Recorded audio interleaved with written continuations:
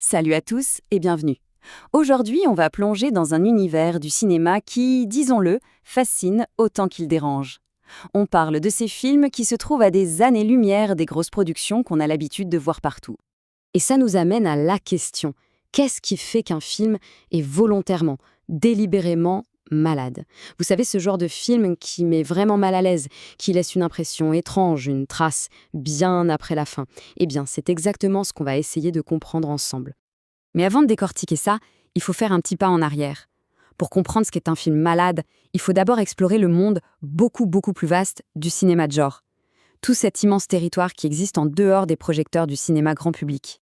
Alors, le cinéma de genre, qu'est-ce que c'est au juste? En gros, c'est un film qui suit des codes, des règles bien précises liées à un style. Un genre, quoi. On pense souvent que c'est juste du divertissement, mais attention, c'est bien plus profond que ça. C'est en fait un espace de création incroyable où les réalisateurs peuvent justement jouer avec ces règles pour les dépasser, pour les tordre. Et des genres, il y en a un paquet. Ça va des grands classiques comme le western ou la science-fiction, à des trucs plus sombres comme le film noir, l'horreur, et ça va même encore plus loin avec des sous-genres super pointus comme le slasher, les films d'arts martiaux ou même le giallo italien. Bref, c'est un univers d'une richesse absolument folle. Et justement, au sein de ce grand univers, il y a une catégorie historique qui est fondamentale pour comprendre tout le reste. Je parle bien sûr de la fameuse, de l'iconique série B. Alors là, attention, point super important, la série B, à la base, ce n'est pas un mouvement artistique. Non, pas du tout. C'était une invention purement économique des studios hollywoodiens. Leur but, juste avoir un deuxième film pas cher à projeter après le grand film de la soirée, ce qu'on appelait à l'époque le double feature. Regardez, la comparaison est super claire. D'un côté, la série A, les gros budgets, les grandes stars, la pub partout. Et de l'autre, la série B, budget rikiki, des acteurs inconnus ou en fin de carrière et zéro promo. Le film était juste là pour faire le nombre, pour compléter le programme.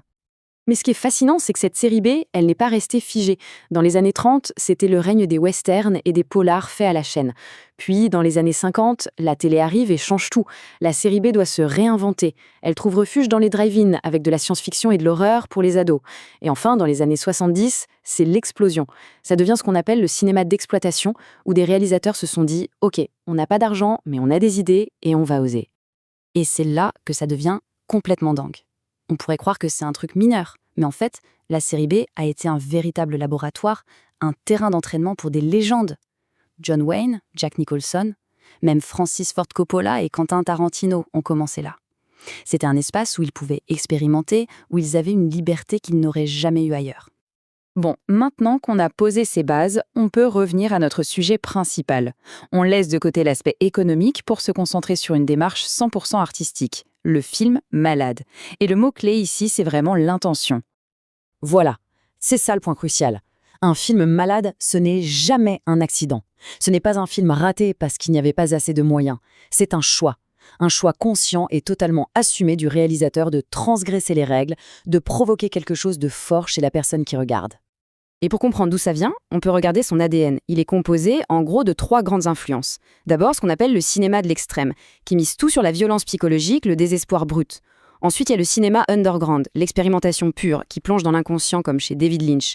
Et enfin, le body horror, où l'horreur vient du corps lui-même, de ses mutations, comme dans La Mouche de Cronenberg, bien sûr. Du coup, si on voulait faire la recette du film malade, quels seraient les ingrédients? Eh bien, il en faudrait 3. Premièrement, un réalisateur radical, quelqu'un qui n'a pas froid aux yeux. Deuxièmement, un scénario fracturé, qui ne suit pas une ligne droite. Et enfin, l'ingrédient secret, le plus important, une intention claire et nette, de secouer, de ne surtout pas laisser la personne qui regarde tranquille. Tout ça, c'est bien beau, mais ça pose une question fondamentale. Pourquoi? Pourquoi créer un film comme ça? Pourquoi vouloir, à tout prix, mettre le public mal à l'aise? C'est quoi le but, au final? Et je crois que cette phrase, elle donne vraiment la clé de tout. Pour ces cinéastes, le choc, ce n'est pas le but en soi. C'est juste un outil. Un outil pour quoi faire? Pour court-circuiter nos défenses, pour faire sauter les verrous de notre esprit et nous forcer à nous poser des questions difficiles. C'est une manière un peu brutale, on est d'accord, de nous pousser à explorer les zones d'ombre, les extrêmes de la condition humaine, sans aucun filet de sécurité. Et pour finir, ça nous laisse avec cette grande question. Une question ouverte, bien sûr. Est-ce que le rôle de l'art, c'est seulement de nous divertir, de nous réconforter?